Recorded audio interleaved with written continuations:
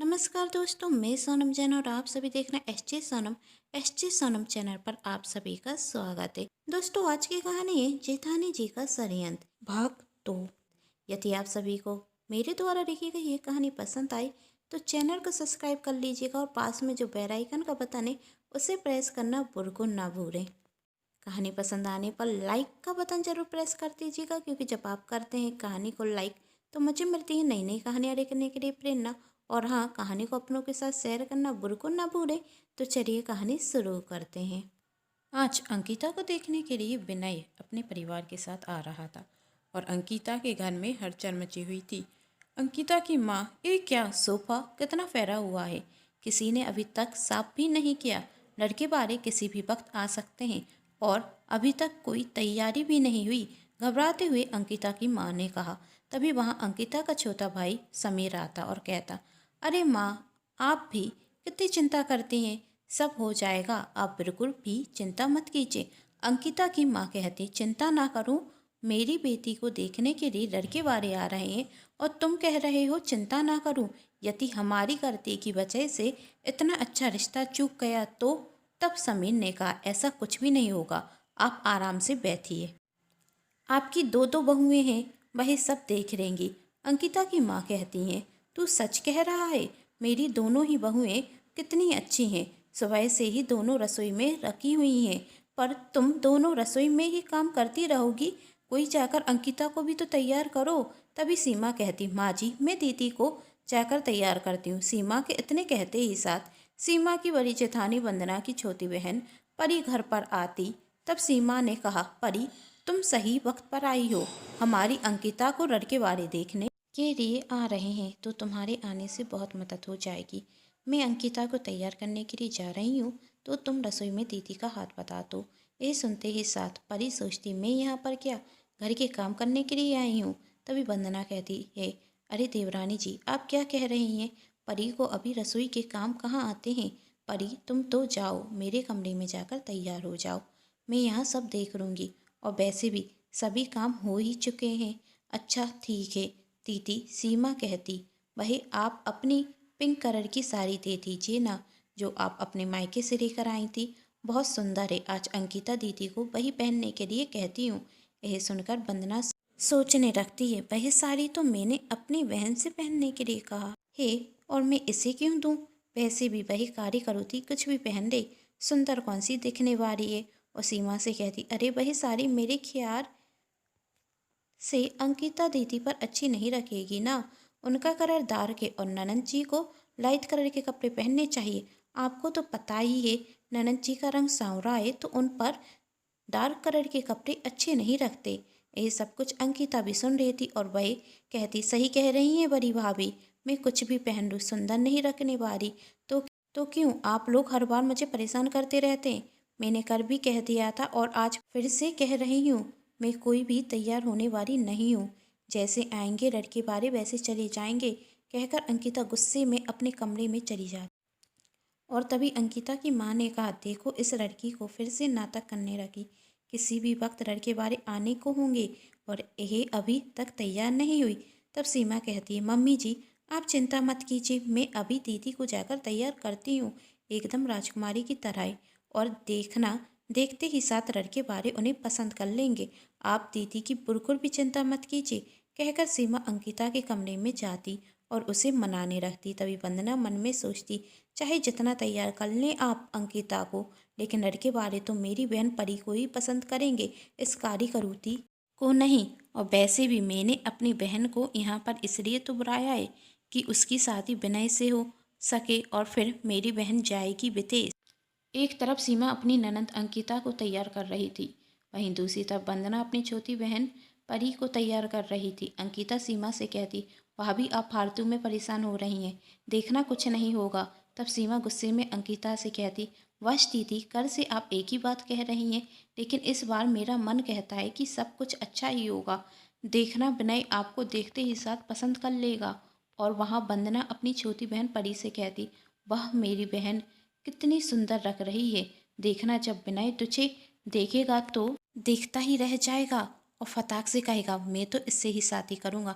सच में दीदी, परी ने वंदना से पूछा। वंदना ने कहा, हाँ मेरी बहना, क्या मैं तुझसे झूठ बोलूँगी? एक कारक टीका लगा देती हूँ तुझे, जिससे किसी की नज़र ना रखे, खासकर उस कारी कलूती की जो सपने देख रही है विनय से शादी करने के। लेकिन विनय तो सिर्फ तेरे लिए बना है। थोड़ी देर में विनय अपने परिवार के साथ आता और अंकिता चाय लेकर जाने रखती। तभी वंदना कहती, अरे अंकिता, तुम चाय की तिरे ना परी को दे दो। तब सीमा कहती है, लेकिन दीदी, चाय की तिरे तो अंकिता दीदी को ही लेकर जानी चाहिए ना। तब वंदना कहती, तुम सही कह रही हो देवरानी जी, लेकिन वही क्या है ना, अंकिता कितना घबरा रही है। यदि चाय गिर गई तो इसलिए मैं कह रही हूँ कि परी ही तिरे ले जाएगी और हम नाश्ता लेकर चलते हैं। और तिरे ले जाने से क्या होता है? सीमा ने कहा, आप सही कह रही हैं दीदी। और वंदना मन में सोचती, परी चाय की तिरे लेकर जाएगी तो लड़के वालों को लगेगा कि वह परी को देखने के लिए आए हैं। और ऐसा ही होता है। जैसे ही परी चाय की तिरे लेकर जाती, तभी विनय की माँ कहती, तो अच्छा, यही है आपकी बेटी अंकिता? कितनी खूबसूरत है आपकी बेटी। यह सुनकर परी के चेहरे पर मुस्कान आ जाती। तब अंकिता की माँ ने कहा, नहीं नहीं, यह तो मेरी बड़ी बहू की छोटी बहन परी है। मेरी बेटी अंकिता तो यह है। तब विनय की माँ ने कहा, आपकी बेटी अंकिता हमें बहुत पसंद है। जल्दी से पंडित जी को बुलाइए और शादी का मुहूर्त निकलवाएं। अब मैं अपनी बहू को घर लाने में बिल्कुल भी देर करना नहीं चाहती। ये सुनते ही साथ अंकिता की माँ और पूरे परिवार के चेहरे पर खुशी की लहर आ जाती। सब बहुत खुश होते, सिर्फ वंदना और परी को छोड़कर। वंदना को समझ में नहीं आ रहा था आखिर कैसे विनय की माँ अंकिता से शादी करने के लिए हाँ कह सकती हैं। थोड़ी देर में विनय का परिवार चला जाता और अंकिता अपनी भाभी सीमा से गले रखकर कहती, सच कहा था भाभी आपने, इस बार ऐसा कुछ नहीं होगा। सीमा ने अंकिता से पूछा, अब तो तुम खुश हो ना? अंकिता ने सिर हिलाकर कहा, हाँ भाभी, मैं बहुत खुश हूँ। और विनय सच में राखों में एक है। आप और भैया सच कहते थे, मुझे कोई हीरा ही मिलेगा। और विनय सच में एक हीरा ही है, जिसने मेरे रंग को नहीं, मेरे मन को देखा। पर भाभी, आप इतने यकीन के साथ कैसे कह दिया था कि विनय मुझे पसंद करेगा? सीमा ने कहा, क्योंकि आप हैं ही इतनी अच्छी। जहाँ सीमा, अंकिता और पूरा परिवार नीचे हॉल में खुश था, वहीं वंदना और परी गुस्से में अपने कमरे में जाती। वंदना परी को जाते हुए सीमा देख रही थी और वह भी उनके पीछे कमरे में चली जाती। परी वंदना से कहती, दीदी, आप तो बहुत यकीन के साथ कह रही थी कि विनय और उसका परिवार मुझे ही पसंद करेगा, फिर उस कारी करुती को क्यों पसंद कर लिया? वंदना ने कहा, यही तो मुझे समझ में नहीं आ रहा है। मैंने तो उससे फ़ोन कर कर कह दिया था कि वह अंकिता किसी और से प्यार करती है, तो उससे शादी करने के लिए हाँ मत कहना। बस परिवार वालों को दिखाने के लिए आप घर पर आ जाना। लेकिन मेरी तो पूरी चार उल्टी पड़ गई। आखिर वह लोग अंकिता से शादी करने के लिए हाँ कैसे कह सकते हैं? तभी वहाँ सीमा आती और कहती, मैं बताती हूँ जेठानी जी कि यह सब कुछ कैसे हुआ। कल मैं परी दीदी के साथ बाहर गई थी, तभी मुझे पवन मिला, जो अंकिता दीदी को देखने के लिए आया था, जिसकी शादी आपने अपनी बहन सुंदरी से करा दी थी, झूठ बोलकर कि अंकिता दीदी किसी और से प्यार करती है। मैंने पवन से पूछा तुमसे, तो समीर ने पहले ही कह दिया था कि अंकिता दीदी का रंग सांवला है, और उसके बाद भी तुम अंकिता दीदी से शादी करने के लिए तैयार थे, तो आखिरी वक्त पर मना क्यों किया था? तो पवन ने मुझसे कहा कि मेरे पास किसी का फ़ोन आया था और उसने कहा था कि अंकिता से शादी करने के लिए मना कर देना, क्योंकि वह किसी और से प्यार करती है। तभी मुझे संदेह होने लगा, कहीं यह सब कुछ आपने ही तो नहीं किया था अपनी बहन सुंदरी की शादी पवन से कराने के लिए। और मेरा संदेह यकीन में तब बदल गया जब आज आपकी छोटी बहन परी घर पर आई और आपने उसे तैयार होने के लिए कहा, और आपने वही पिंक साड़ी दीदी को ना देकर परी को पहनने के लिए कहा, और फिर परी से कहा कि तुम चाय की तिरी लेकर जाओ। तभी मैंने मौका पाकर विनय से पूछा कि आपके पास ऐसा कोई फ़ोन आया था? तो विनय ने कहा, हाँ भाभी, मेरे पास फ़ोन आया था, और आप चिंता मत कीजिए, मैं अंकिता से शादी करने से मना कर दूंगा, जिससे उसकी शादी उसी लड़के से हो जिससे वह प्यार करती है। तब मैंने विनय को समझाया कि वह फ़ोन कॉल झूठा था और आप वही कीजिएगा जो आपका दिल कहता है। यदि आपको अंकिता दीदी पसंद है तो ज़रूर शादी के लिए हाँ कहिएगा। यह बात विनय ने अपनी माँ को बताई, और फिर उसके बाद क्या हुआ आप बहुत अच्छे से जानती हैं। आखिर क्यों आपने अंकिता दीदी के साथ ऐसा किया, आखिर क्यों आप उनकी ज़िंदगी बर्बाद कर रही थी? आखिर इस सब से आपको क्या मिलता? सीमा ने वंदना से पूछा। वंदना ने कहा, क्योंकि मुझे अपनी छोटी बहन के भविष्य की चिंता थी और यदि मुझे कोई अच्छा लड़का दिखेगा तो क्या मैं उसकी शादी नहीं करूंगी? मेरी कुछ जिम्मेदारियां हैं अपनी छोटी बहन के प्रति, बस मैं वही निभा रही थी। तब सीमा ने कहा, क्या आपकी छोटी बहन अंकिता दीदी नहीं? क्या उनके प्रति आपकी कोई जिम्मेदारी नहीं? उनका दिल दुखाकर आप अपनी बहनों की ज़िंदगी में खुशियाँ कहाँ से ला सकती हैं? यह परिवार भी तो हमारा है, इस परिवार की खुशियों की जिम्मेदारी भी तो हमारी है। कभी माँ जी ने आपके साथ बुरा बर्ताव किया है या अंकिता दीदी ने आपसे अशब्द कहे, फिर भी आप उनके साथ इतना गलत कर रही थी? क्या सिर्फ आपका मायका ही आपका घर है, आपका ससुराल नहीं? क्या इस घर के प्रति आपका कोई कर्तव्य नहीं?